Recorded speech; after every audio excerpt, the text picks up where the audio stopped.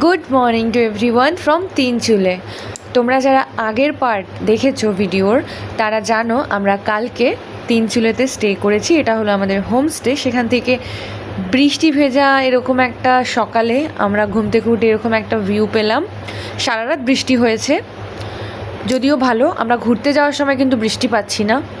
আমরা বেরোনোর আগে বৃষ্টি হচ্ছে, নয়তো রাতে ঘুমিয়ে পড়ার পর বৃষ্টি হচ্ছে। তো এখনও কালকেও সারা রাত বৃষ্টি হয়েছে, এখন হচ্ছে না। আমাদের চেক আউট করার টাইম অলমোস্ট হয়ে গেছে।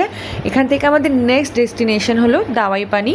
তো এখন আমরা ব্রেকফাস্ট সেরে নেবো হোমস্টেতে। ব্রেকফাস্ট করে আমরা চেক আউট করে যাব হোমস্টে থেকে। তো এই হলো আমাদের চেক আউটের টাইম। আন্টি আঙ্কেল এই একদিন আমাদের অনেক খেয়াল রেখেছে, অনেক ভালোবাসা দিয়েছে, তার জন্য অসংখ্য ধন্যবাদ। আর ইচ্ছে না থাকলেও ওনাদেরকে বিদায় জানিয়ে আমরা চললাম এখন দাওয়াই পানির পথে।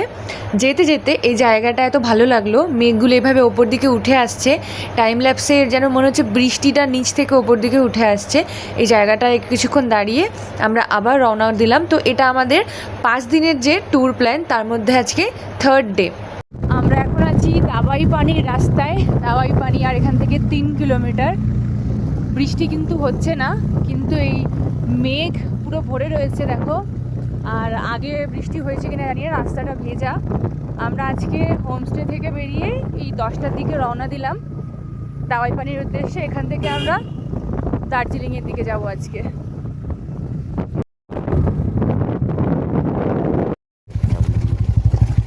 দাওয়াই পানির রাস্তা, এই হলো কন্ডিশন রাস্তার। দাওয়াই পানির রাস্তা কিন্তু অবস্থা বেশ খারাপ।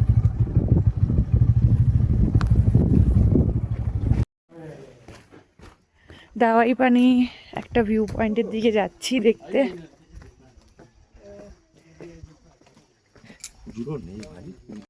দাওয়াই পানি পুরো এখন ক্লাউডে, মানে ভিউ মনে হয় না কিছু আমরা দেখতে পারবো। পুরোটাই ওয়েদারের জন্য পুরোটাই ক্লাউডি হয়ে আছে। দেখা যাক আর একটু সামনে যাই, যদি কিছু দেখা যায়। এমনি খুব সুন্দর একটা গ্রাম, পাহাড়ি গ্রাম।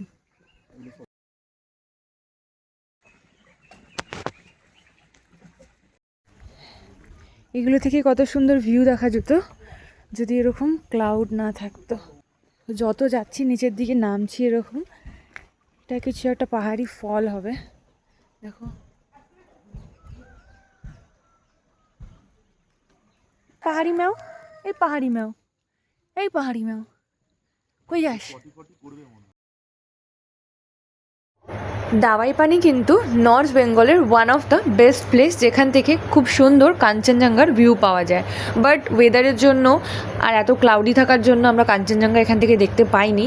তো আমরা এখন যেখানটায় রয়েছি এটা দাওয়াই পানি, কাঞ্চনজঙ্ঘা ভিউ হোমস্টের একদম সামনে। এখানে কিছুক্ষণ ছিলাম, তারপর আমরা কিছুক্ষণ নেচারটাকে এনজয় করে দেন আমরা ব্যাক করছি। মানে আমাদের যেহেতু আজকে মেন ডেস্টিনেশন, আজকে আমরা দার্জিলিং ম্যাল বা ঘুমের দিকে কোনো একটা স্টে নেবো, কোনো একটা হোটেল নেবো, ওখানে আমরা ফ্রেশ হয়ে then Darjeeling local site scene, rock garden, আরও কিছু ম্যাল, এইসব আশপাশে কিছু জায়গা ঘোরার আমাদের ইচ্ছে আছে আজকে মেনলি আমরা দার্জিলিং ম্যাল বা ঘুমের আশপাশেই থাকবো। আর আশা করি তোমরা এই ক্লিপসগুলো দেখে বুঝতেই পারছো দাওয়াই পানির রাস্তার অবস্থা কতটা খারাপ। যখন নেমেছিলাম তখন অবভিয়াসলি তখনও প্রবলেম হয়েছিল, মানে খারাপ ছিল রাস্তা, বাট ওঠার সময়, এখন যখন ওপর দিকে উঠছি তখন আরও টাফ।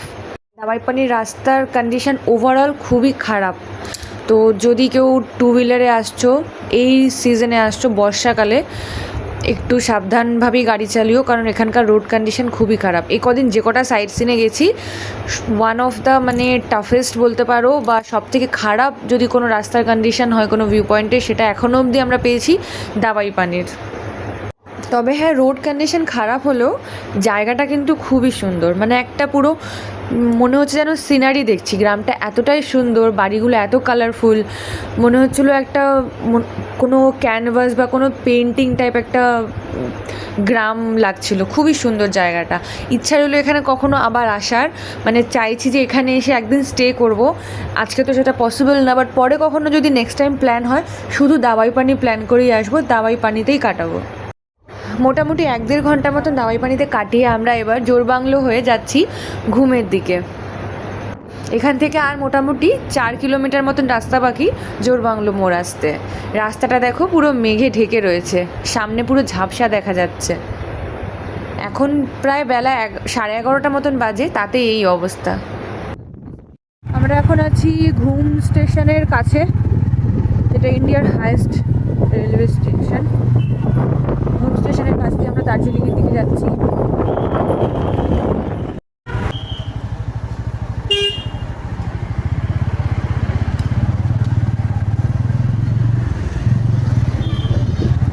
আজকে এই হোটেলটায় স্টে করব দার্জিলিংয়ে। এটা ঘুম স্টেশন থেকে একদমই কাছে, 1 মিনিটের ওয়াকিং ডিস্টেন্স। এরকম সামনে থেকে ট্রেনের লাইনও গেছে। রুমটাও দেখাচ্ছি। থেকে ব্যাগ নামাচ্ছে, এই দিক থেকে উঠে আসলাম। এটা হলো রিসেপশন এদিকে, আর আমাদের রুমটা এই রাস্তা দিয়ে সোজা। এখানে পার ডে 1000 করে নিচ্ছে। বার্গেনিং করতে হয়েছে, 1500 বলেছিল, বাট আমরা দরদাম করাতে ওটা 1000 টাকায় ফাইনালি এসছে। ওনারা 1200 বলেছিলেন, বাট আমরা চলে যাচ্ছিলাম ফেরত, সেই মুহূর্তে ওনারা 1000 টাকাতেই রাজি হয়ে গেছেন। মানে আমি যেটা বুঝলাম, এখানে এসে কিন্তু বার্গেনিং করতে হতে পারে রুম রেট। এটা একদম ঘুম স্টেশনের, ঘুম অনেস্টির কাছেই। এটা আমাদের রুম। আসছেন ওনারা কি নিয়ে ওপেন করার জন্য, তারপর ভেতরটা দেখাচ্ছি। এটা ব্যালকানি টাইপ, রুমের সামনে একটা ওপেন ব্যালকানি, সেখান থেকে এটা হলো ভিউ। চলো ঝটপট করে তোমাদের রুম আর ওয়াশরুমের কন্ডিশনটা দেখিয়ে দিই, আর এই পার্টটা এখানে এন্ড করব। আমরা এরপরে এখানে ফ্রেশ হয়ে আমরা যাব দার্জিলিংয়ের লোকাল সাইট সিনের জন্য। বাতাসিয়া লুপ, রক গার্ডেন, দেন ম্যাল, আরও অনেক কিছু দেখার ইচ্ছা আছে। এই পার্টটা এখানে এন্ড করলাম। ভালো লাগলে please like, share, subscribe and comment করো। Thank you.